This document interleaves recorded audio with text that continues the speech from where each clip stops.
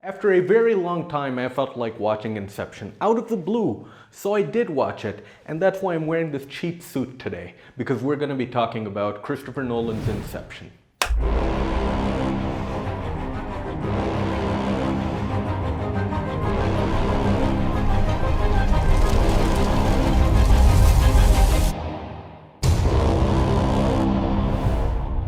This is probably Christopher Nolan's best film.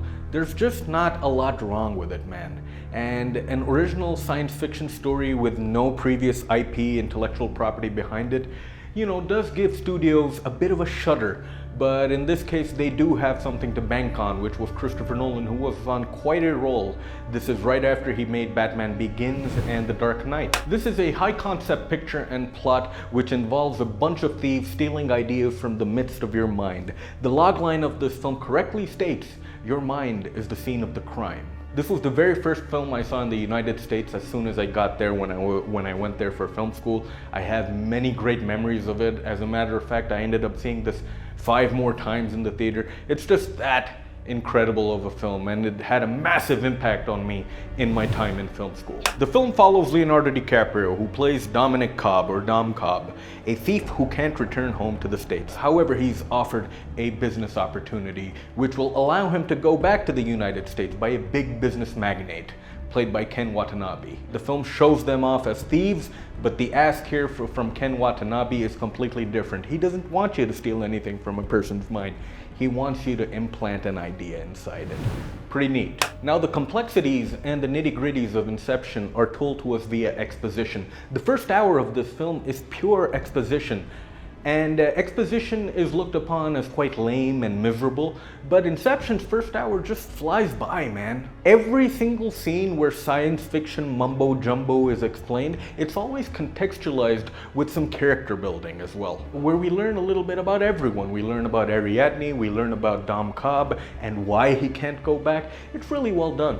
The writing of the exposition is incredibly strong, as every scene which is explaining the process of Inception ends with a neat visual stunt afterwards. Be it the cafeteria scene, be it the infinity mirror scene, which both takes place in Paris, or the chase scene in the alleyways over which Hans Zimmer's Mombasa track plays. Fortunately for us, the next 90 minutes of the film is the showcasing of the navigation of Inception, where the film is turned up to 11 with some of the greatest action sequences and some of the best mathematical editing I've ever seen, and it continues to inspire me. The use of slow motion not only makes the visuals look cool in any film, in my eyes that is the greatest visual effect ever, but slow motion fits very well into the narrative of the movie as well. As the deeper you go in someone's brain, the slower time gets. It works very well. Wally Pfister's cinematography is both a blend of slick and kinetic. The rotating hallway scene is obviously the highlight of the film, and anything I can say has already been said. It is incredible. However, there are certain shots, which are really minor shots, but they're just so god-darn incredible. Such as Joseph Gordon-Levitt tying up all the participants who are suspended in gravity. Even this little shot of him just opening the door and seeing everyone just suspended in midair, and then moving into a close-up of Saito, and you see that little element of him just coughing up the tiniest drop of blood. It's all there. It still baffles me and shocks me how this duo of Wally Pfister and Christopher Nolan weren't just showered or thrown money at for a James Bond film after this movie. Each and every actor is firing on all pistons in this film. Leonardo DiCaprio is obviously the emotional anchor of Inception. We do get his obnoxious yelling every now and then, but there are some scenes which are just absolutely breathtaking, such as the scene where he's sitting across Maul at the table in the climax of the film. And there's a small line he reads when he's speaking to Yusuf, the chemist, in his shop, where he convinces himself and Yusuf that Inception is indeed possible. It's just 3 words. He just says, "It is possible." But it's a mix of angst and confidence. Not possible. That many dreams within dreams is too unstable. It is possible. You just have to add a sedative. There are a few veterans in this film. Seeing Ken Watanabe is always a delight. Veteran actor brings gravitas to any film. Tom Berenger also joins them. There's Tom Hardy, there's Cillian Murphy, Ellen Page, JGL, and Michael Caine has a small cameo appearance as well. But yeah, everyone's great. You can really believe all of these characters. Not for a second did I believe that they were acting. The illusion works. Now, adding to the writing, my favorite scene in this film is the sequence which happens in the chemist shop.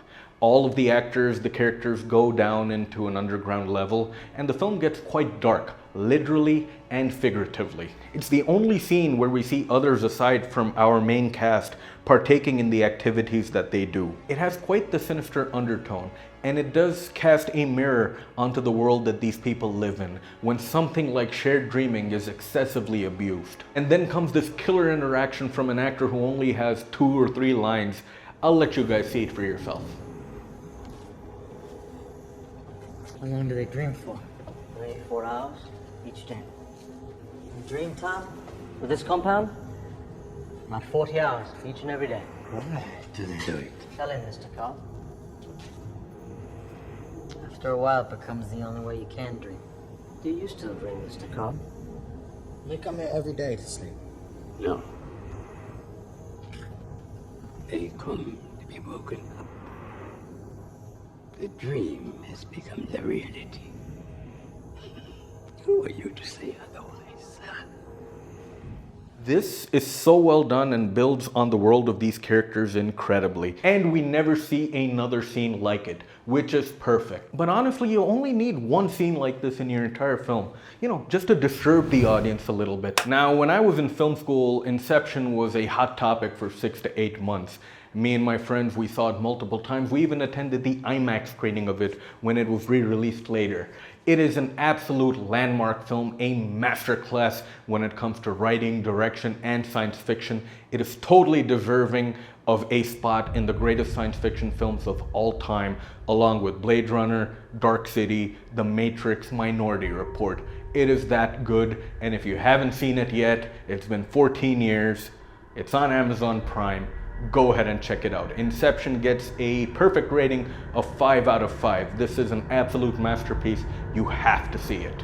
Thank you so much for watching, ladies and gentlemen. What other great science fiction films would you recommend I watch? I'm a big fan of Japanese and Korean cinema. I would love for you to recommend me a great Indian science fiction film, but we all know that's a fallacy. Thank you so much for watching once again, and I will see you pretty soon. Thank you.